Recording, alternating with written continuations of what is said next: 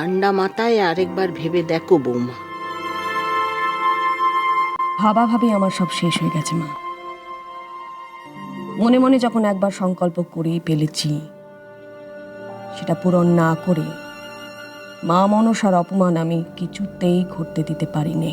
তবু যদি আরেকবার বিবেচনা করতে, মানে যদি হিতে বিপরীত হয়। মা, আমি বলছিলাম কি, পুজোর মন্ত্রতন্ত্র আচার বিচার আমরা তো কিচ্ছু জানি না। যদি জানো না, জেনে নিতে কতক্ষণ?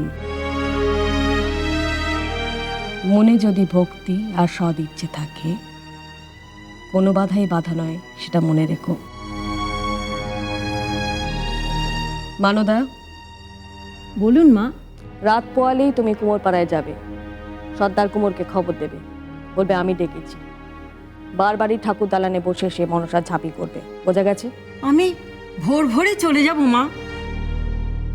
পুরুত মশাইকেও আমি খবর পাঠাচ্ছি। তার কাছ থেকে পুজোর আচার বিচার নিয়ম কানুন সব বুঝে নেবে। কোথাও যেন কোনো খুঁত না থাকে। দ্রব্য সামগ্রী সবকিছুর ব্যবস্থা হয়ে যাবে। গোছগাছ করে নেবে, হাতে হাতে কাজ সারবে। পাড়া প্রতিবেশী আত্মীয় কুটুম্ব সবাই আসবেন। অতিথি সৎকারে কেউ যেন কোনো খুঁত না বার করতে পারে। কে কোন দিকটা সামাল দেবে, বড় বৌমা সবাইকে ভালো করে বুঝিয়ে দেবে। যা যা বললুম বুঝতে পারলে তো? বড় বৌমা, বোঝা গেছে? এবার তোমরা এসো গিয়ে।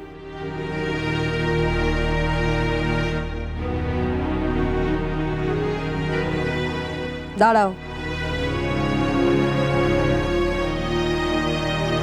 আর একটা কথা,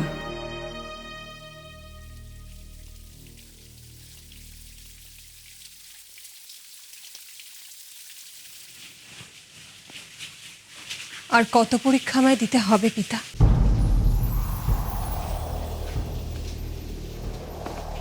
পরীক্ষা তো তোমার সবে শুরু, পদ্মাবতী। আজন্ম তো পরীক্ষায় দিয়ে আসছে আপনার এই কন্যা পিতা। সহ্যের পরীক্ষা, ধৈর্যের পরীক্ষা, আত্মসংযমের পরীক্ষা। আর আপনি আজ বলছেন পরীক্ষা সবে শুরু। কেন এই পরিহাস পিতা? পরিহাস নয়, দেবত্ব অর্জনের পথ অত্যন্ত কঠিন, কণ্টকাকীর। অনেক বাধার পাহাড় পেরিয়ে নিজের যোগ্যতা অর্জন করতে হয়। তুমি এতদিন যা পরীক্ষা দিয়েছো তা অত্যন্ত সহজ। তোমার তীক্ষ্ণ বুদ্ধি, মায়াবল, জেদ দিয়ে তুমি তাতে উত্তীর্ণ হয়েছ। কিন্তু এবারের পরীক্ষা অত সহজ নয়।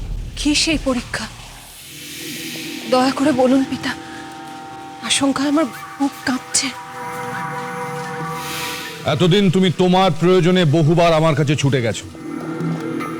আজ আমি এসেছি তোমার কাছে। এর গুরুত্ব নিশ্চয়ই তুমি বুঝতে পারছো। বুঝতে পারছি পিতা, আর বুঝতে পারছি বলেই তো উৎকণ্ঠায় আমার মন অস্থির হয়ে উঠছে। মনসা, পিতা প্রথমবার পাতালপুরীতে পদধূলি দিয়ে আমাদের ধন্য করেছেন। কেন তুমি তাকে বারবার প্রশ্ন করে বিব্রত করছো? না, এবার বিব্রত হবার পালা মনসা, আমার নয়।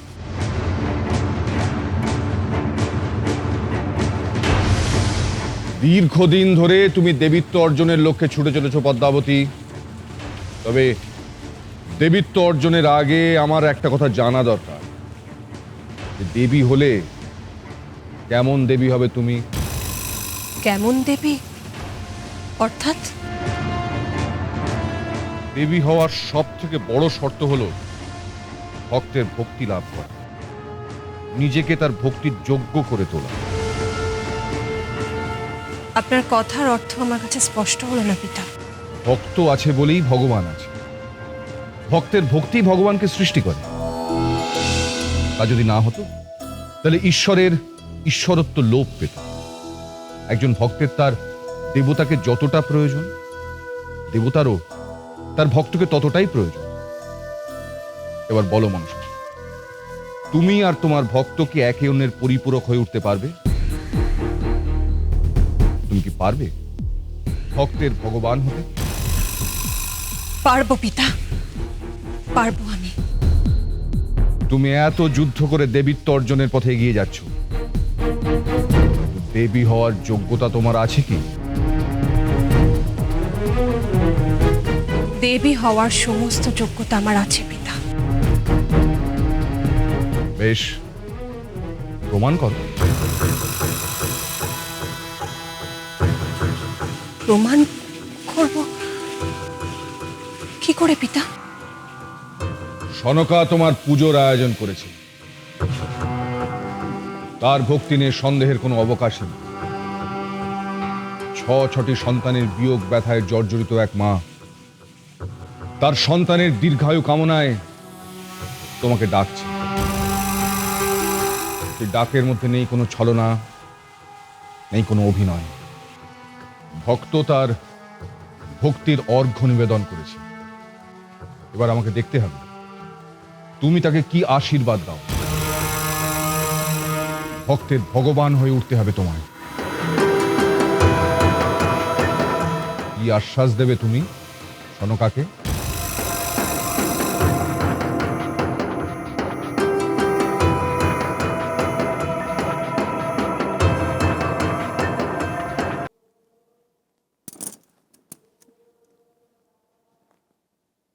মনে রেখো, এখন থেকে তোমাদের ভালো মন্দ সব কিছুর দায়িত্ব আমার। এতকাল এই গোটা সংসারের মাথার উপর আরেকজন ছিলেন, বিরাট বট বৃক্ষের মতন তার ছায়ায় নিশ্চিন্তিতে ছিলাম আমরা। শুধু এই সংসারের মানুষরাই নয়, এই গোটা চম্পকনগরের মানুষেরা তার মুখের দিকে তাকিয়ে থাকতেন। বিপদে আপদে তিনি ছিলেন একমাত্র আমাদের বল ভরসা।